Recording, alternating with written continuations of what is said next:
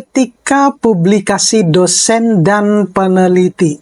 Nah, ini yang mungkin dari sebagian besar dosen-dosen di Indonesia itu belum memahami, ya, bukan tidak, tapi belum memahami seperti apa sih sebenarnya etika publikasi dosen dan peneliti, yang semestinya semua dosen wajib untuk mengetahui etika publikasi dan peneliti ini.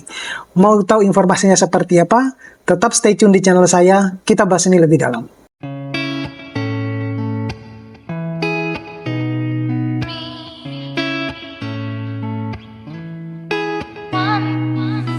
Assalamualaikum warahmatullahi wabarakatuh. Kembali lagi di channel saya. Jangan lupa Bapak Ibu untuk terus mendukung channel ini dengan cara mengklik tombol subscribe, like, share, dan komen. Biasakan juga untuk menonton video-video saya secara full. Dan kalau Bapak Ibu berkenan, biar channel ini semakin berkembang, bisa mendukung channel ini melalui super thanks-nya. Nah, jadi pada pembahasan video kali ini, saya mau sharing terkait dengan etika publikasi dan penelitian dosen. Nah, sebagian besar dosen, saya percaya bahwa mereka memahami yang namanya etika publikasi ataupun penelitian. Tetapi sebagian besar juga ada yang sebenarnya tidak mereka pahami apa sebenarnya etika publikasi ataupun etika penelitian. Nah, ini dua kata yang etika, ya, publikasi dan etika penelitian yang mungkin menjadi ambigu di beberapa dosen gitu. Nah, seperti kita ketahui bahwa baru-baru ini di bukan di salah satu universitas, tapi beberapa universitas, ya, itu seringkali terjadi yang namanya perjokian artikel, kemudian mencatutkan nama-nama dosen yang tidak memiliki kontribusi sama sekali di dalam artikel tersebut, tetapi tiba-tiba muncul namanya di dalam artikel tersebut.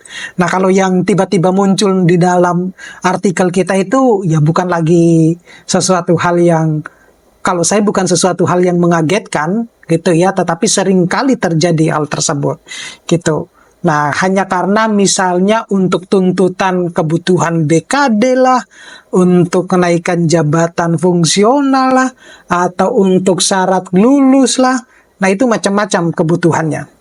Nah, gitu. Jadi, hal yang semacam ini, saya mendapatkan ilmu ini itu ketika saya mengikuti berbagai macam pelatihan internasional jurnal, ya, penulisan internasional jurnal.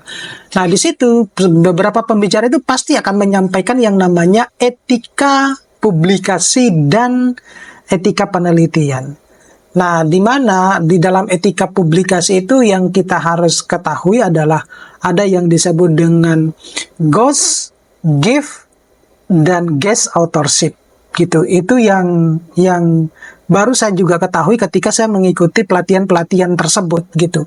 Nah, yang seringkali terjadi itu adalah gift authorship, ya, di mana seseorang yang tidak memiliki kontribusi sama sekali di dalam penulisan artikel, tetapi tiba-tiba muncul di dalam artikel tersebut. Nah, ini tadi ketika kemarin saya upload video terkait dengan perjokian, ya, di mana dosen-dosen itu memanfaatkan mahasiswanya untuk pemenuhan kebutuhan dia di dalam BKD maupun kenaikan jabatan akademiknya, sehingga dia memanfaatkan mahasiswa untuk joki, ya, perjokian artikel gitu. Jadi si dosen tersebut, ya, dosennya ini tidak memiliki kontribusi sama sekali, tetapi meminta mahasiswanya untuk mencatutkan namanya di dalam artikel tersebut. Nah, ini tentunya bukan etika yang baik, Bapak Ibu.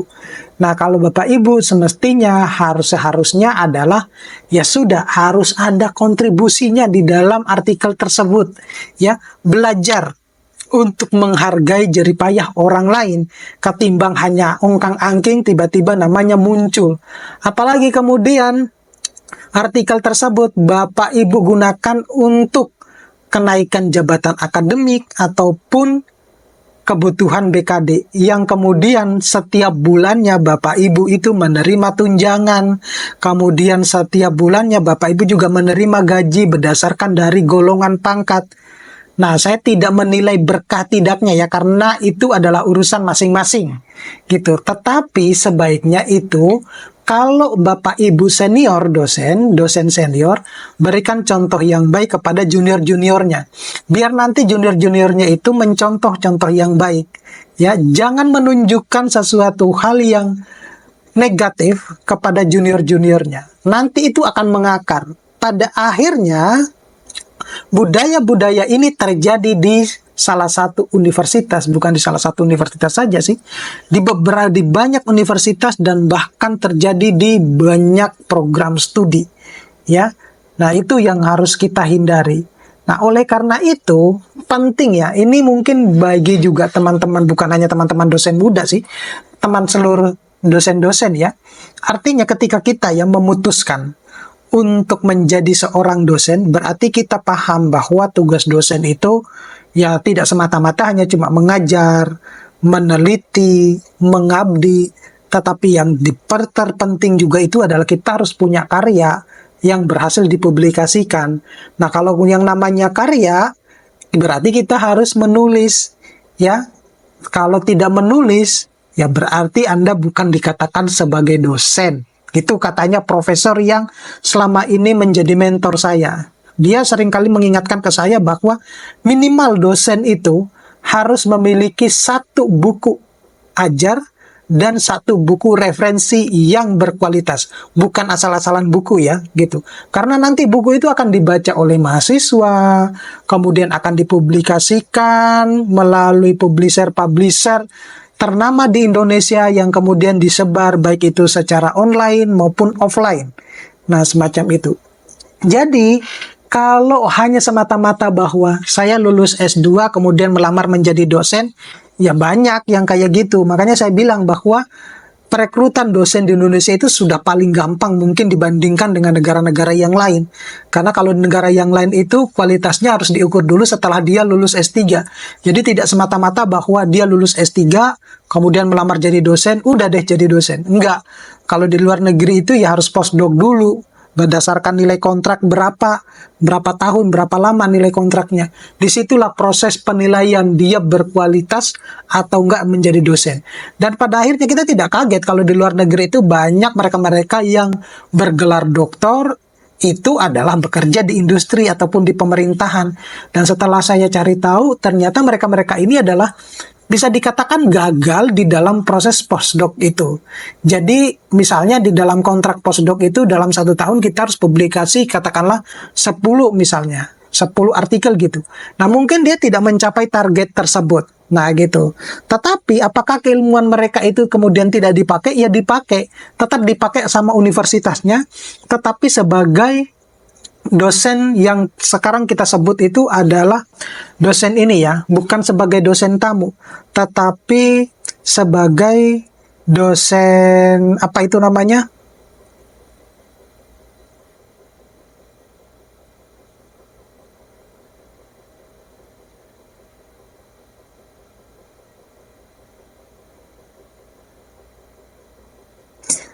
Tetapi mereka ini bukan berarti tidak dipakai oleh universitasnya.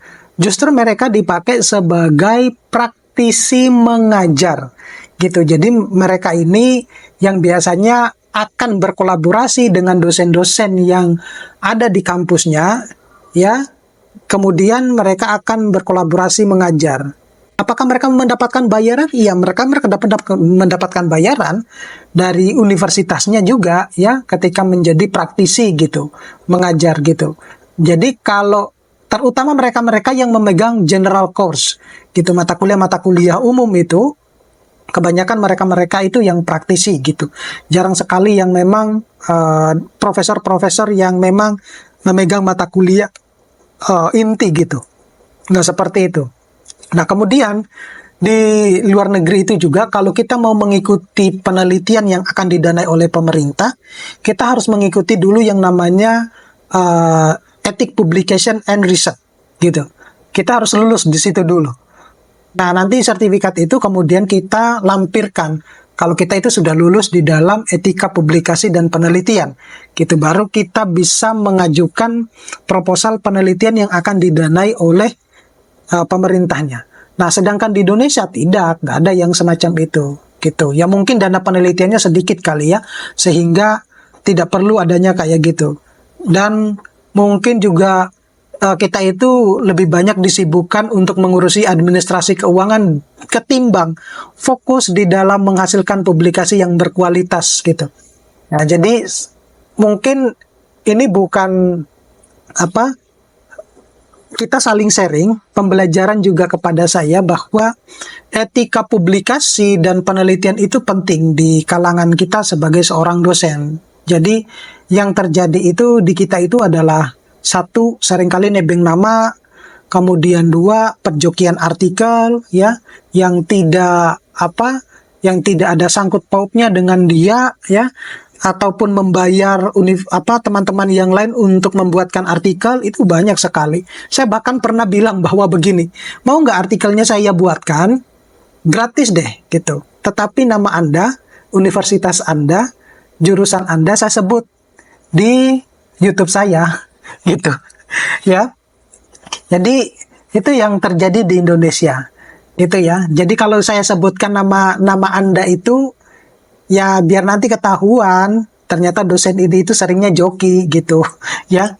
Nah, jadi itulah yang terjadi Bapak Ibu. Mungkin harus bisa dirubah sekarang ya, secara pribadi pelan-pelan ya, pelan-pelan kita memperbaiki diri kita, membiasakan untuk menulis ya, membiasakan untuk menulis. Tidak ada alasan bahwa saya sudah tua, Anda belum pernah mengalami hal semacam ini. Hello, di luar negeri itu profesor-profesor saya itu sudah tua semua. Tetapi kalau yang namanya publikasi, mereka kenceng banget, ngalah-ngalahin saya gitu. Ya mereka nulis sendiri gitu. Jangankan Anda misalnya dibuat akun untuk submit jurnal aja deh. Sampai dia misalnya masuk proses minor revision atau mayor revision, kemudian bagaimana Anda memperbaiki. Saya yakin tidak banyak yang bisa gitu ya. Tidak banyak yang bisa. Tetapi kalau profesor-profesor di sini ya, karena mungkin sudah kerjaannya mereka, nah itu mereka sudah menjadi terbiasa gitu. Nah, jadi sekali lagi Bapak Ibu, kalau kita mau berpikir bahwa bagaimana kualitas pendidikan kita ke depan lebih baik, ya kita semestinya tidak berpikir tentang kuantitas dari artikel kita ya, tetapi kualitas. Nah, di Indonesia itu dihadapkan pada posisi pokoknya saya harus banyak publikasi ya, demi untuk mengantarkan nama Indonesia. Tetapi enggak, justru itu merusak nama Indonesia. Tapi yang dipikirkan itu adalah kualitas, bukan kuantitas Bapak Ibu. Jadi bukan banyak-banyaknya publikasi ya, tetapi kualitas kita menulis gitu. Oke? Mudah-mudahan ini bisa bermanfaat buat teman-teman dosen. Nah, kalau misalnya ada salah-salah kata, ada yang perlu diperbaiki Bapak Ibu, saya dengan tangan terbuka menerima komentar dari Bapak Ibu, kritikan dari Bapak Ibu, biar saya itu lebih berkembang. Terima kasih. Saya akhiri. Assalamualaikum warahmatullahi wabarakatuh.